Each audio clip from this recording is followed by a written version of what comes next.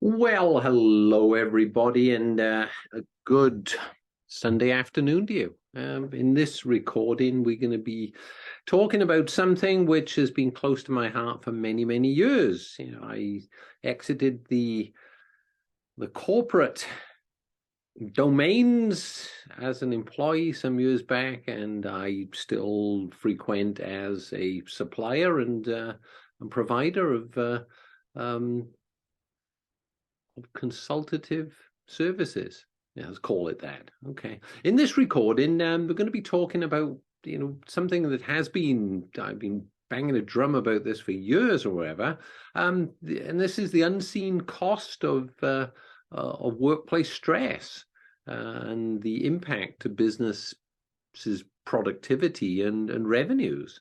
The impact of this, what it has on families and individual wellness, has so often gone unnoticed or ignored, I would say.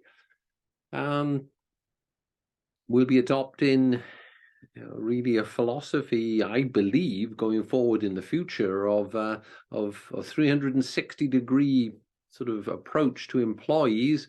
And this is going to be expected by people that are out looking for jobs.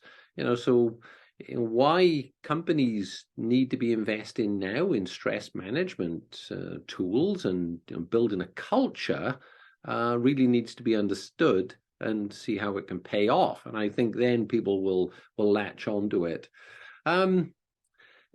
Workplace stress really is a pervasive issue that can have significant impacts on both business and employees. And sadly, many, many businesses with outdated management practices, ideas, or inexperienced managers and so on, ignore this the stress in the workplace and the hidden cost of workplace stress, which can include such things as decreased productivity. People just not doing their job. They're just showing up and, just being there, not engaged.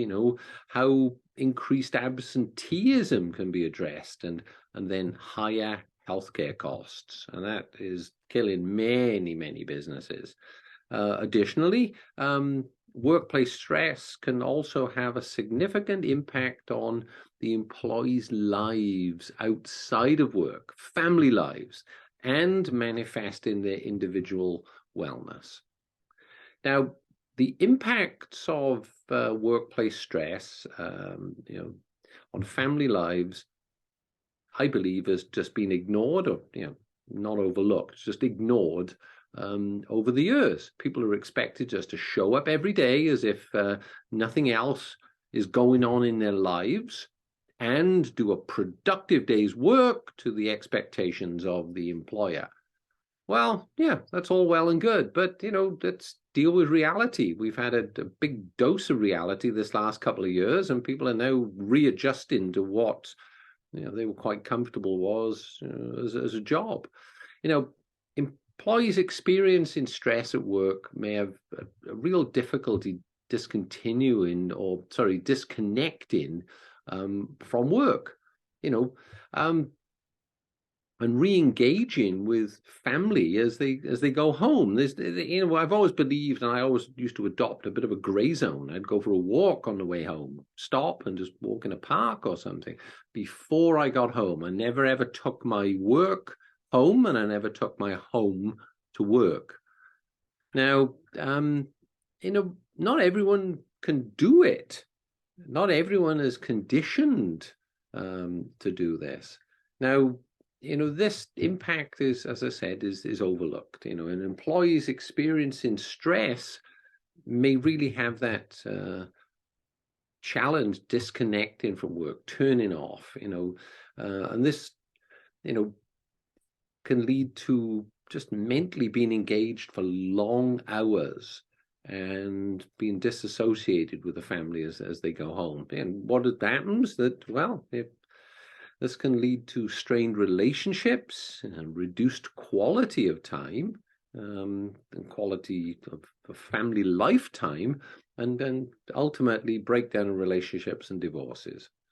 And that is so sad and can should always be avoided where possible.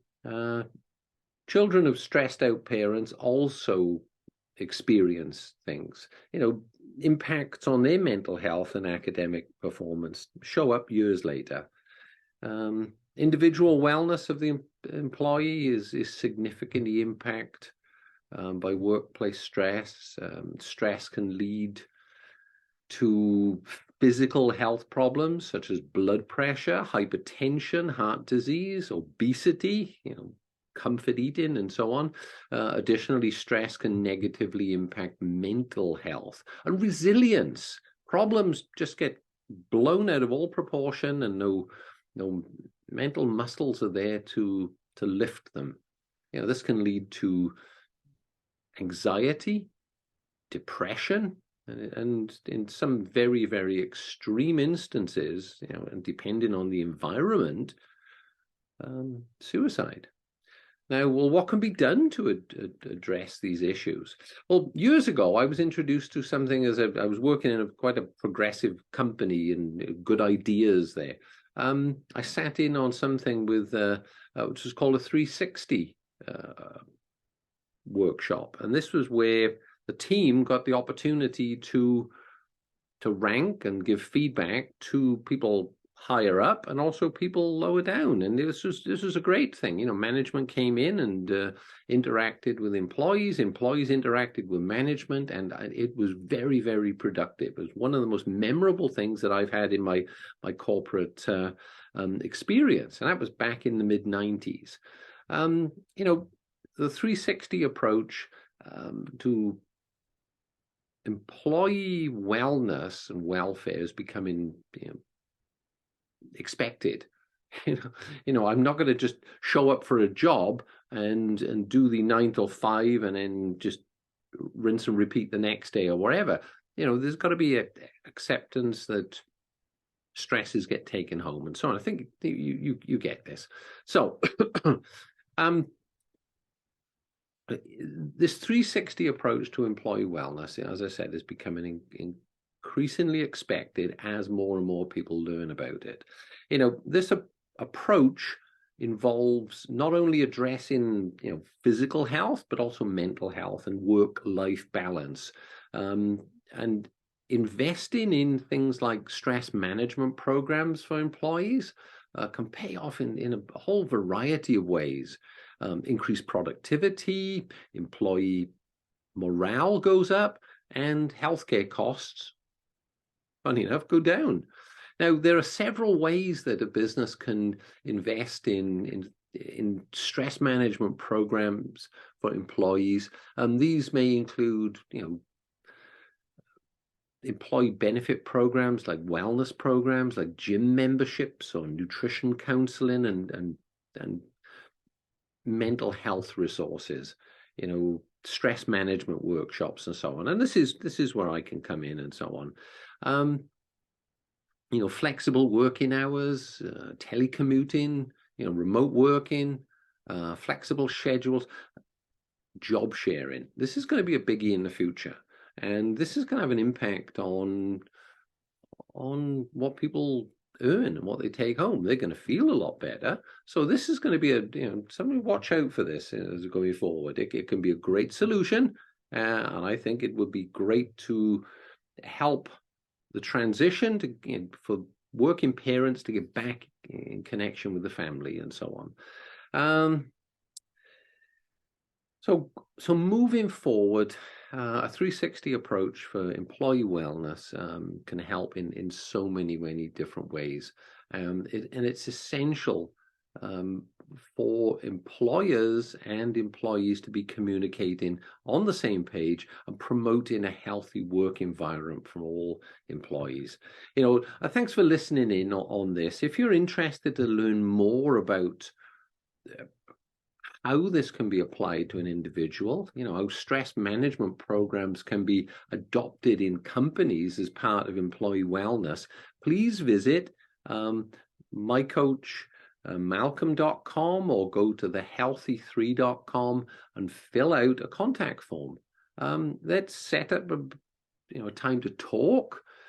because investing in your employees' well-being is not only the right thing to do, but it can also have significant benefits for the business. And if you are the owner of a company or you're in a position where you are managing people, you will benefit because the performance and the KPIs will all improve from the teams that you are managing.